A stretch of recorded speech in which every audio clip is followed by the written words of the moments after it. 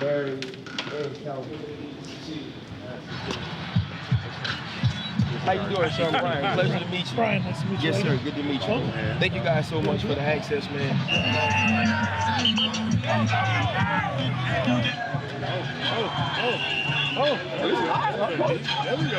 Okay, then. Good to see you, man. I'm blessed, man. Y'all be good. I talk with you, man. Hey, there's a spot out there with our name. Hey, man, guys live. He done started doing the pivot. You guys live. You can't get in contact with this man no more. Live so much. It's crazy. I'll tell you what, though, seriously, man, it's dying breed, man. You guys did it right.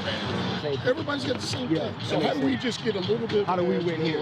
Right. Yeah. What's happening? Right. It's good. I like what you guys are doing. I got to see a couple of things in here, and I love it, man. I think it's good. It's good perspective. How are you? All good. Dan, man. Hey. Big fan of yours. Freddie T. How you been, man? Oh, man. Pleasure to meet you, bro. Man, good talking Great to you. seeing you. How you feeling, bro? Good to see you. Good. Hey, man, I heard you got like a pond or a lake. Got a little lake in my house. Do you fish? I do. See, there you go. You've been looking for somebody to fish with since you got it. Yeah, anyway. Yeah, man. It's cold though up there. Shit freezes over and all this shit. Right now you can swim in it. Just one. Really? That's crazy. Man. Don't tell him that. He'll show up on anybody. Oh, Thank you. no, give me the address. I come over there. Come on. I come over there and bust him in the head. We'll catch up with you later. You're right upstairs, I think. Upstairs You're right now, coming right? right? Coming up, Yeah. All I do is grab a bit. You can't grab nobody if you ain't got no muscles. And I'll lock up with Dan. Dan will whip you right now. I don't know, man. It's not gonna be easy win. It's gonna be easy win. It's not gonna be easy win. Chan, you got no traps, no shoulders. Okay. Like when last time you worked out? You didn't work out when you played. I don't work out. You can bring it with you, Jay. I just grab people. There's only so many podcasts I can get somebody during training camp. No, hey, listen. What am I, dog? All right. Appreciate you, bro. Let's get it going, man, so we get you back to where you gotta go. Yes, sir, man. Thanks for having me, man. I'll be taken away from some nap time. No, it's all right. Hey, QBs don't nap, man. Now QBs get addendums in their contract to make sure they study 4 hours. 4 hours a week. Damn. 4 hours. Hey, 4 hours, dog. That ain't nothing. 4 hours it could be a long time, depending on what you got to do, man. Hold up, limitless, niggas to me can't pin in it. I fought the head to witness it. Got my people feeling militant. Way I'm feeling got me up. On the mission got me up. Knowing me, I got the key. On the vision I can trust. Trust, limitless, niggas to me can't pin in it. I fought the head to witness it. Got my people feeling militant. Way I'm feeling got me up. On the mission got me up. Welcome to the Pivot, though, Jared, man. We appreciate you. For all the fans watching, we're continuing the training camp tour. We're here with Detroit Lions starting quarterback Jared Goff. Obviously, Chan is kind of here. Freddie T. We want you to subscribe, YouTube, Apple, Spotify. Continue to like, man. We thank you for all the support, making us the #1 podcast in the world last week. And so, Is that right? And so it was kind of dope. Jared, man, like just for you, what has the journey been like? Not even just being in Detroit last year, but #1 overall pick. Hell, 3rd time on Hard Knocks. Yeah. You know, being in the Super Bowl, coming to a team and starting to rebuild, and then really getting things going toward the end of the season. You played really well. Team's 3-2 in the last 5 games. What is it like starting this new season? What's your feeling? Yeah, I feel like I'm so much more, a veteran, right? Like you look back on like year 3 and 4 and you didn't know what you didn't know and you're trying to figure things out. And now at this point, I have a really good feel of, what football looks like and what play works versus what and how to handle an offense and handle a team. And so I'm just so much more comfortable in that way and just so much more veteran. And then coming in last year, learning this whole new team, learning all these new guys is always tough. But coming in now this year, it's just so much more comfortable, feeling good about everything. Me and Dan have a good thing going and me and Ben have a good thing going. So it feels pretty good. And that transition from the Rams, getting drafted there, being the guy they believed in until they didn't believe in you. Mm-hmm. And then that transition, man, what was that like? Yeah, I'd be lying if I said it wasn't hard, but it was, something I think I'm made of that I can handle. And obviously wish our season went better than it did, but as far as handling the transition, it was, it was a challenge, but it was a challenge that I took on and was ready for. And similarly with, this whole team and what it's been through over the last, couple of decades or however long it's been since a playoff win. It's it's a challenge that I embrace and that we all embrace here of turning this around, and that opportunity that we have and that I have to take advantage of this is pretty special. We briefly talked to Coach out on the field, and just looking at the makeup, the dynamic of the staff. Yeah. I think you got 8 coaches that are former players. Yeah. But specifically, one former player, my former teammate, Yep. your quarterback coach, Mark Brunell. Yeah. What's that been like? What's that relationship, and how has he helped you from the experience in his days as a player? Yeah, you guys know his career. He bounced around a little bit. Obviously, had a lot of success in Jacksonville, but he understands, so much that the quarterback's going through. That I don't care who you are, if you ain't done it, you don't know. And he can relate to some of that stuff, and some of the things through the week, how to handle some things, and then just off the field too, just being the quarterback and handling some stuff within the locker room and all that. He understands it and he gets it, and it's fun having him in the room. He does a great job, and it's been fun working with him. We got to talk to Dan on the field, and obviously we knew we were a good opportunity to speak with you, and we asked him what was his main advice to you, and what he told us was, he's like, just be Jared, just be himself. And you think about being drafted #1 overall, kind of some of the negativity you got from being on Hard Knocks and not being able to answer a stupid question, Right. and people judging you from that, playing with Jeff Fisher, then the highs of being with Sean McVay. And I know when you get traded from a place and all these things, you can begin to question yourself. I was an undrafted free agent, right? I questioned myself for 13 years.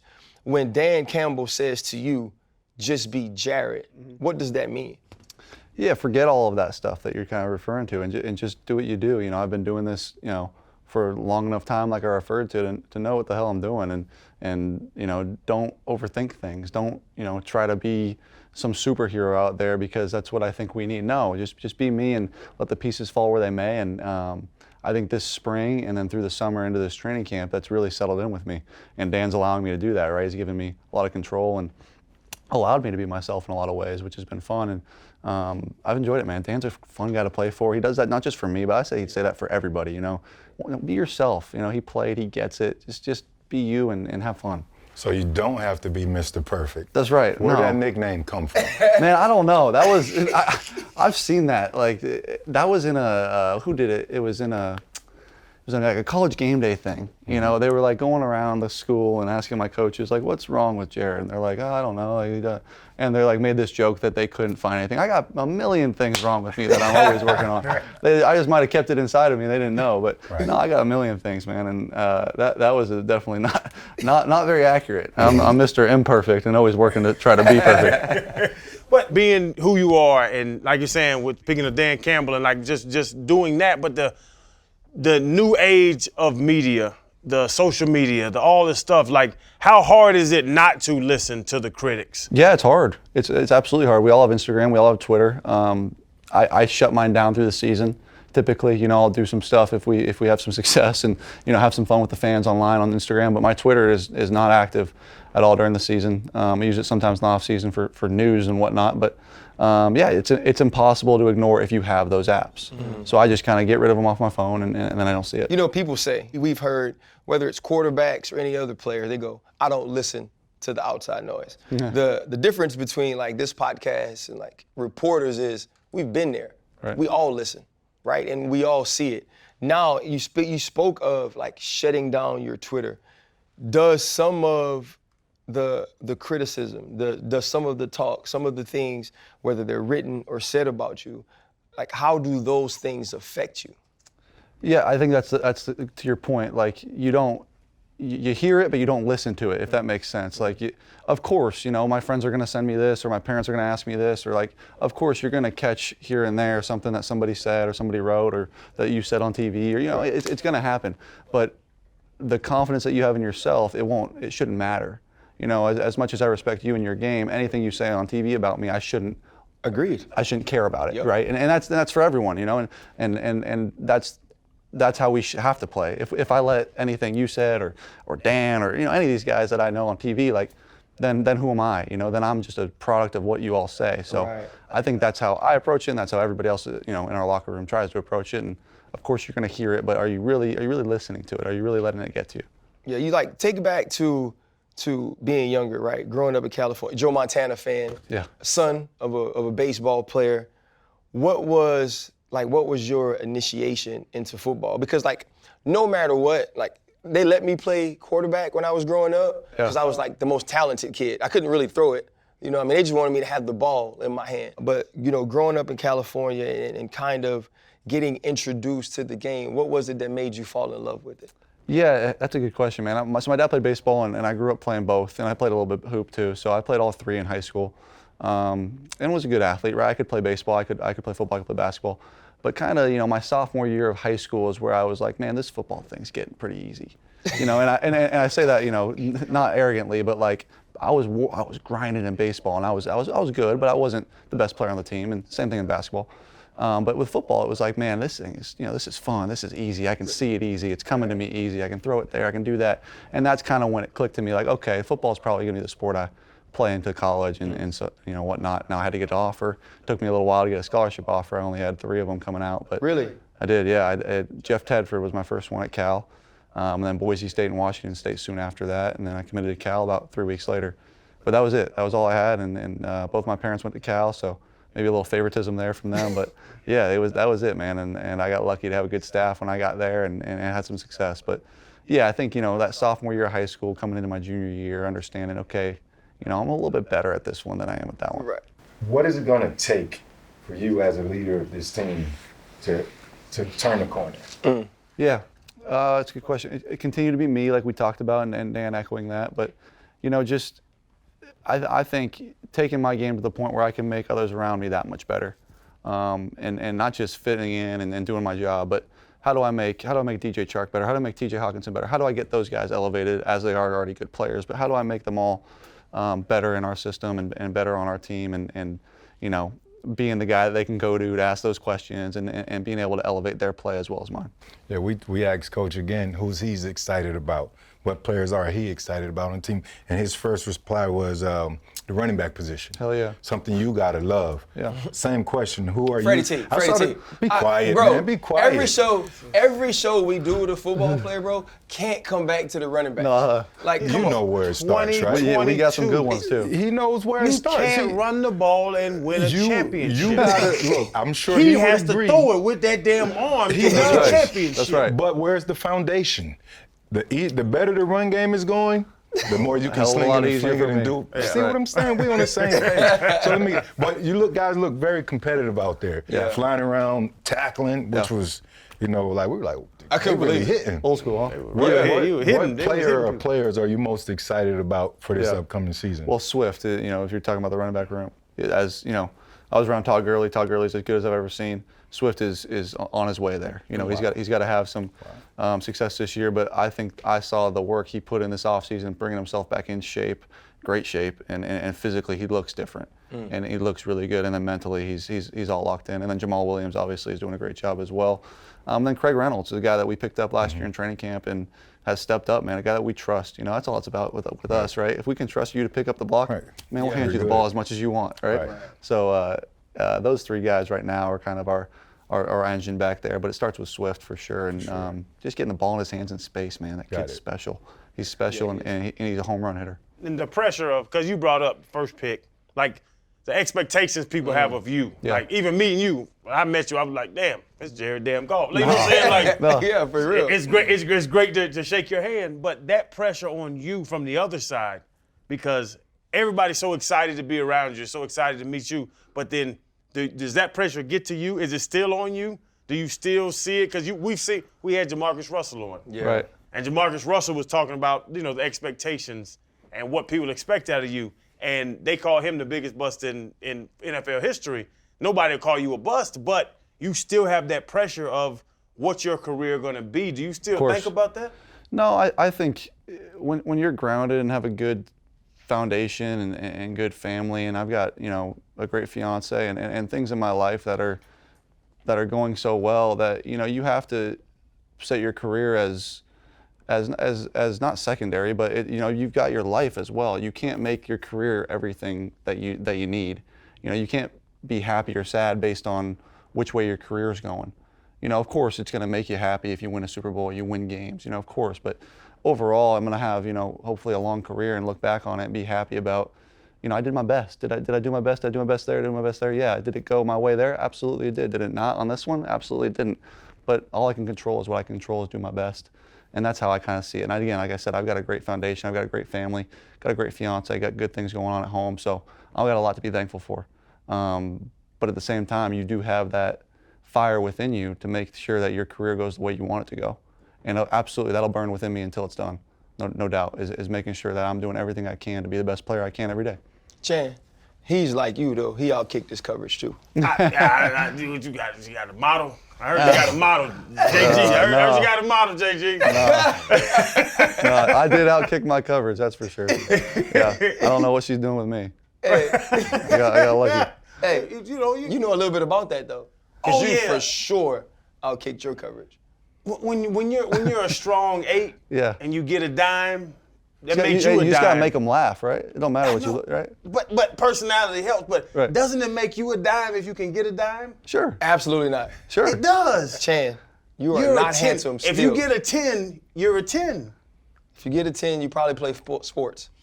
If you look like you. It's not about the money. I'm broke. It's not. That's what I say. It's not about that. I might have a little charm. I don't know. Who knows?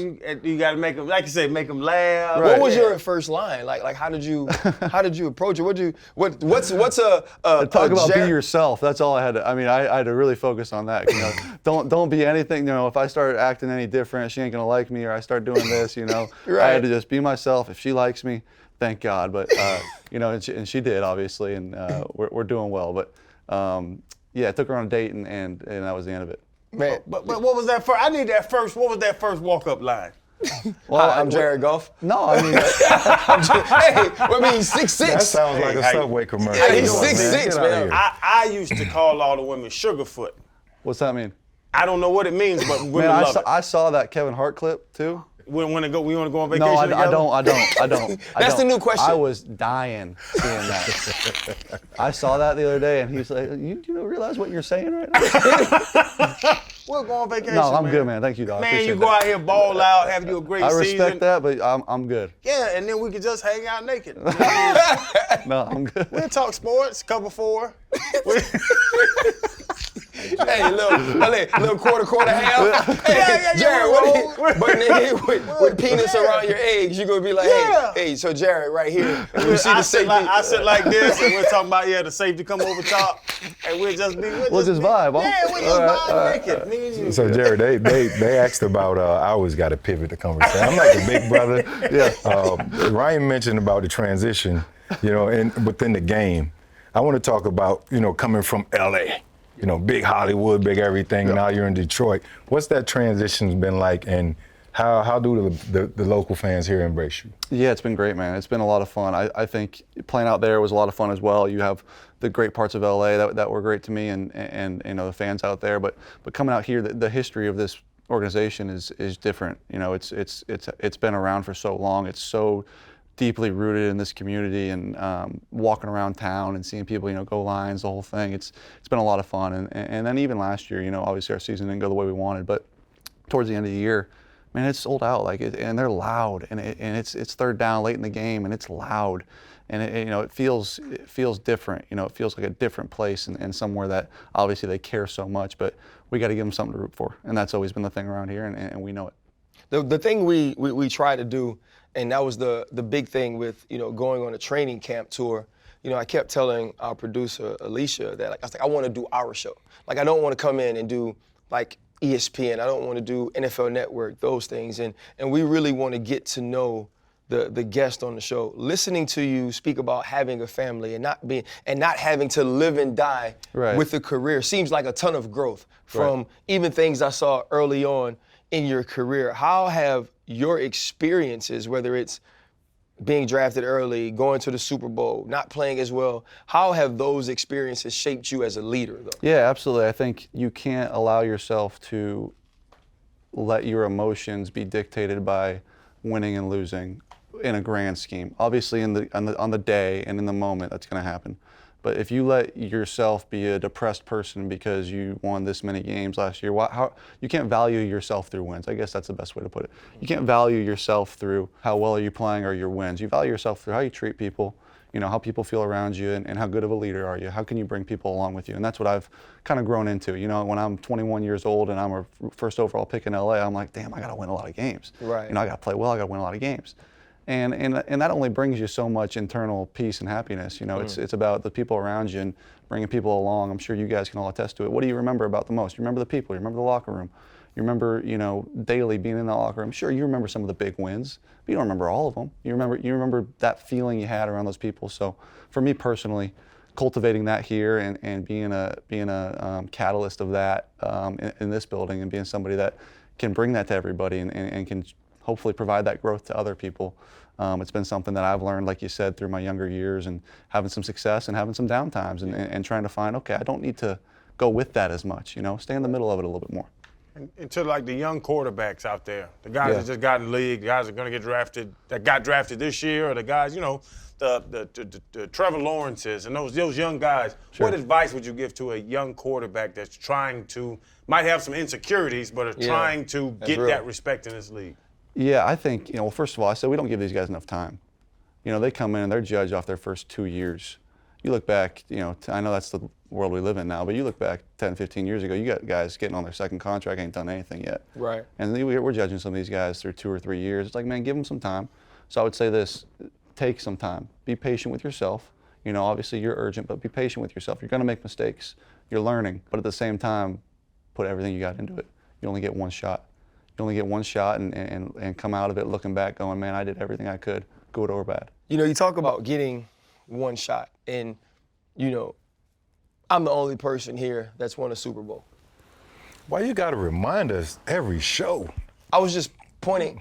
No, Every time, see what your Jared. guys This do is to you, all he man? loves. Talk about the Steelers now. Yeah. Watch this. Yeah, and so with the Steelers, One side of our helmet has a patch on it, and the other side blank.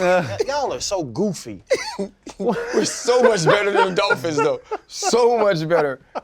Okay, Super Bowl man, what's up? I'm talking to somebody else that's been in one. You haven't been in one.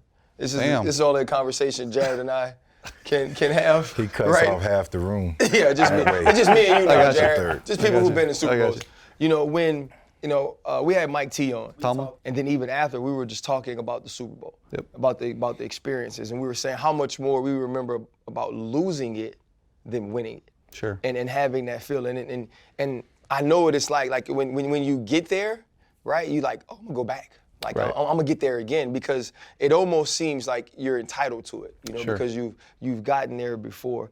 What was that feeling like of having the highs of 2 weeks of preparation, Right. getting ready to go play in New England, and then for you guys who were a prolific offense to not show up? What was that feeling like for you? Yeah, I think like you said there, you think you're going to get back. I remember telling myself the whole time, man, you may never get another shot at this. Okay. So trying to be so present on it, trying to make sure, hey man, this may be your only chance to win a championship. Go get it. And so I feel good about that I was there for that.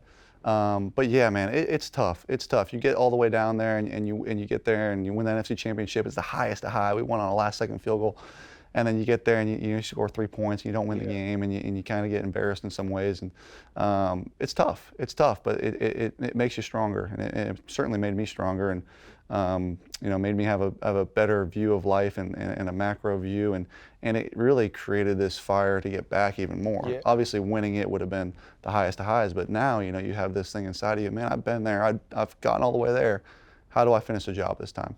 So that's a fire that's been burning since then to get back there. That still will never burn out until I'm done playing. Right. It never will.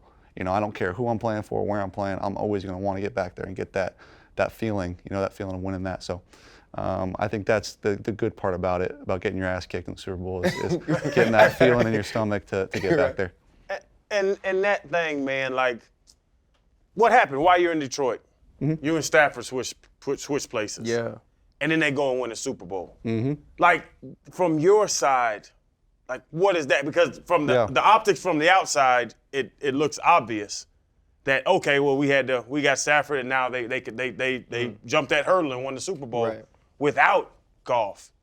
from your side, where do you at? What is your thoughts on what we look at as what happened from LA to Detroit? Sure. Yeah. I think first of all, I've got so much respect for Matthew and Sean and those guys, and being able to do it. You know, like I mentioned, like I went and we didn't do it. I know how hard that thing is, man. Yeah. And for them to go do it, it's respect. And you know, of course, there's if I said it was easy again, I'd be lying. It's hard, right? Of course, but I got so many good friends there and good people there that it was conflicting, right? Of course, you want those guys to win it, but it's hard to watch, right? It is. I'd be lying if I said it wasn't. But you know, I've got people there that have been in my life for so long and that will be in my life for so long that you're like, okay, you know, my buddy gets a ring. That don't mean I don't want to kick his ass next time I play him. Right, it's real. But you know, okay, my buddy gets a ring and good for them. But I think at the core of it, it's respect, man. It's respect. You know, I know how hard it is, and those guys did it, and it's respect to them. And you know, again, a guy like Aaron Donald, I've seen him, you know, grind it out for so long. Whitworth, I've seen him grind it out. Right. And we had our shot. We didn't do it. They had their shot this year, and they got it done. And I'm happy for those guys. Did coming here feel like being the first pick when you arrived in LA? Yeah. Did coming here feel that way again? You know, slightly. Yeah, I think that's a good parallel there. It was definitely, you know, a lot of work to do. And I think that's kind of the best way to put it. A lot of work to do last year, and Brad and Dan have taken that head on, and I think, you know, hopefully I've been a part of that as well with them, is taking that head on and understanding it's not going to happen overnight. You know, we've done a lot of good things this offseason to give us a chance this year to make it happen, and we feel pretty confident about that. But coming in last year, we knew, hey man, it's going to be a lot of work. It's going to be a lot of hard work. It's going to be a lot of hard times potentially, and you know, a lot of turnover. So hopefully I can be a part of that. Like I said, that catalyst to this year come in and make that never feeling again. How much input and how much do you work with Brad and Dan on the different things that you like or the things that you love, you know, that can potentially make the offense, you know, where you want it to be? Yeah, I'd say it's mostly with Ben, with scheme. Okay. You know, I'm working a lot with Ben and the scheme and getting together with him as far as Okay. personnel-wise. You know, Brad told me early on the spring, man, we're going to go get you some weapons. And, Got it. and you know, obviously they've done that. And Dan's the same way with just telling me he believes in me. And, you know, we're going to do this for you. We're going to get this right. We're going to do this. Yeah. Awesome. It makes you feel good, right? But schematically, it's with Ben, and the job he's done has been tremendous. And him wanting my input has been the coolest part. You know, I think I'm at a point in my career where I can say something and stand behind it and know that what I'm saying ain't a guess. You know, Right. I know what I'm saying. I know what I mean. And I think he respects that. What gets you going on game day? What's in your headset? Playlist-wise? Yeah. Man, it could be anything. To be honest, I know that's a cliche answer, but I'll play whatever I'm listening to that week. Could be hip-hop, could be pop, could be country, could be anything. Whatever is hot that week that's been in my car on the way to work. You don't have like a ritual though? Like I had 3 playlists, and I played them all the same, like In order? every single week. You know, a lot of times it don't matter what's on my head. It's those speakers in the locker room are gonna bleed through it. So sometimes I'm at mercy of whoever's got the speaker. aux. Right. Whoever's got the aux, I'm at mercy of. All right, let's listen to whatever you got going on here. But you know, it's usually great. I'll find some quiet time if I need it pre-game and put some headphones on. And again, I don't think I get that many songs to listen to. You know, if I'm on Because you're a quarterback, like Yeah, you got real maybe I stuff get to do. 5 songs. Channing's favorite word for very nice people is pleasant. Pleasant. Right? He's always like, see, because he's a pleasant individual. And I sometimes feel like he's saying I'm soft, but he's always like, Oh, you are soft. I'm not though. Very soft. Way tougher than you. And so, But there's a pleasant he's a very, human. no, but that's what I was getting Does at. that mean soft? I think that's what RC was going that way. Like, He's gonna call you soft because you're a quarterback. Oh, okay. oh no, I'm a D. I'm a old play school- That's linebacker. okay. You can Yeah, think yeah, that all so you for want. that- Okay, For that's that okay. reason only, because he's I'm friends with a bunch of Yeah. ex-quarterbacks, and I just They're all soft, huh? offensive players are soft.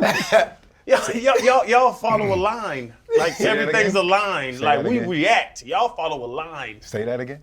Yeah, they Y'all are get, soft. yeah, like their books are different, right? You do exactly what's in the book. What if you're coach those tells guys. me to do. Yeah, No. yeah. Would I'm you gonna agree- figure this thing out. that offensive players are smarter? No, No, you're not absolutely smart. not. What? I think we are. We work on the move. Yeah, Y'all have a coach tell y'all run 9 yards and turn left. And you know the guy's gonna run 9 yards and You were turn pass left. rushing, right? Who's that? No, he's a middle back. Middle linebacker, Not baby. pass rushing at all? Read, react. All right. Well, let me think about a pass rusher then. What are they like? what do they have to like think about, right? I played with Jason Taylor, Joey Porter. Studs. And they got to know they come off, and they got to know they look at the set, they look at the back foot, they see what the contained. guy's going, they got to keep contained. Right. They know if they can drop their shoulder. We're just better humans than y'all. Run 5 yards. 3 things. Don't think. Run 5 yards. What are you talking about? Get the quarterback. All y'all do That's it. is follow lines. We play ball. Well, what if there's an adjustment to a coverage, or there's got to be a hot read or something like that? Yeah, what? That's just part. Yeah, that's part of it. Yeah, and then y'all had, what is it? Omaha. There you go. There you go. Man, that's cute too. But y'all aren't to the level of a defensive player. Okay. Jared, I'm gonna agree to disagree on that one. I had a question. I was leading to a question here. Obviously, when people are on the outside looking in, they want their quarterbacks, or they want their players to have a certain demeanor. Yep. And what I was saying about being pleasant, and like he messaged me about it, I remember meeting you when I did the media presentation in LA, and I was like, man, this freaking dude's nice as hell. Like he's a good dude. But sometimes when you're nice and when you present a certain way, and you're from Cali and you're kind of laid back and all these things, people want you to be that rah-rah type of leader. Have you had, or what trouble have you had with like the perception of who you are, how much you love the game, how intense you are, how much work you put into it? I've had zero trouble with people who know me. I don't know if I've had any trouble publicly or nationally, but I've had zero trouble with people in this building, people who know me. Again, I think it's like they see what I do daily, and I've never been the rah-rah, yell at everybody guy. I'll do it when I need to, and I think that carries a little bit more value when you do it less. We all had players that you played with who were always yelling and screaming the whole time, probably. Oh, easily. But he was trying to mask that he wasn't making the plays. I won the argument though. I had one tackle, but I won the argument. I mean, though, like I have, I think, grown into that though, like where knowing my moments to do that, and I think it carries a little bit more weight when I do know when to do it, and when to speak up and say something firm, and hold people accountable, and that's part of my job. But when I was younger, I was still figuring all that out. When you were probably there, I was still figuring all that out and learning my place a little bit. But I think at this point in my career, like kind of the theme of what I've been saying the whole time, I've grown to the point where I know when those moments are and how much weight that does hold. What are your expectations for the 2022 Detroit Lions, especially finishing strong, as you guys did? Yeah, our goal is firstly to win the division and then compete in the playoffs for a championship. And I know that's always, you say that around here and people are like, oh, what do you, but no, that's internally, that is our goal. We feel like we've put some pieces in place and have the coaches in place. We feel good about Brad, obviously, and everything that they've done in the offseason, but it's time, it's time to go. And I think if I've learned anything is that you think you have time, but you don't. Yep. You think you got time, you think you got, oh no, we'll get another chance at this. No, you got to go right now, and we got to go fast. And it starts right now. We're in training camp right now and we're filming this, but we've already been going. And playing for Dan Campbell, because he had something talking about biting somebody's kneecap off. Yep. Something crazy, like playing for Dan and his energy. Do y'all, like you were just talking about, you don't have to cuss anybody out. He's going to cuss everybody out. Yeah, he don't really cuss people out, but I think his energy is what is contagious about this place. And since the day I got here, he is as genuine as anyone you're going to be around. He will tell you to your face, you need to do this better, you need to do this better, and he'll also love you up at the same time. Yeah. He's done a great job of that and building that culture where guys will believe you when he tells you, hey man, I need you to do this better, because he's going to do the flip side of it when you do it right. So that culture, and we've all been around coaches like that, but having him at the head of all of this and leading the charge has been really fun for me to watch. Bro, you're like a Hard Knocks veteran. I'm good at it, yeah. You know what I'm saying? Like they basically are like, oh shit, where the hell's Jared playing this year? we're gonna go where Jared is. Yeah. Like we love getting Jared on. Do you enjoy being on Hard Knocks and having them follow you? Because I feel like, at least this is my opinion, people got a very false impression of who you were early on in your career. And then you became a flat-out baller, and it was like, oh, hell, like, he actually really can play. He really is smart. He really is dialed in. Then you were on in 2020 again. What is it like when, you get, like, you see it on TV, oh, Detroit Lions, we're on Hard Knocks again? Kind of like, oh, here we go again, of course. But what I've realized before, it was like, man, you know, F this, I don't want to be on Hard Knocks, man. There's cameras everywhere, and you know, they're invasive, and they're in our meeting rooms, and it makes people act different because, you know, they want to do that, and all that stuff is somewhat true. But if you look at it as an opportunity to showcase who you are and who our team is, and flip it like that in your head, it's awesome. You know, it's the NFL. They're not trying to make us look bad. You know, they're here to build our culture up and show everyone what we're about, and hopefully I can be ahead of that. You know, hopefully I can be the leader of that, and hopefully I can show everyone who I am too. So seeing it that way is a better way to see it than, man, I don't want to be around this. And sure, there's still your days where you're standing there and we're having a conversation and there's a boom mic right on top of you, and you're like, man, get out of here. But for the most part, you know, for me, being able to flip it in my head to see it as a positive thing and see it as a way for me to showcase who I am and who our team is. Any breakout stars, anyone to look forward Jamal to? Williams is going to be unbelievable. That was Everybody says next. Jamal Williams is going to be unbelievable on there. Aiden Hutchinson's rookie song is the best thing I've ever seen. What song was it? He sung Billie Jean and had the whole place going. Did he moonwalk? He might have. He was up there doing it. He was up there doing it. But I mean, again, like one of the best I've ever seen. No, the best rookie song I've ever seen. Really? And it'll be you know, Hard Knocks is probably going to kill me for saying it, but it's going to be unbelievable. Wait, so Aiden Hutchinson. Yep. Tall guy from Michigan. DN. Yep. Amazing pass rusher. Yep. Great against the run. Yep. Endless motor. That's right. Also, Can sing a little great bit. Michael Jackson impersonator. Can sing a little bit. Bro, that is crazy. When, you know, and this will be our last question for you.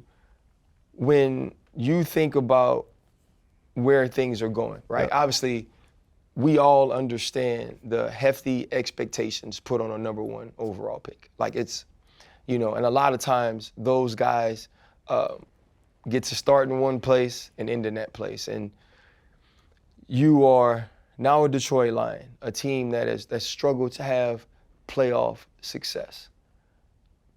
What do you want this city, this franchise, this organization to remember about Jared Goff? I think I want them to remember, firstly, how I made everyone feel and how I made everyone better. And then the work I put in. Them seeing me every day as that guy that they can look to, that can be that leader for this team.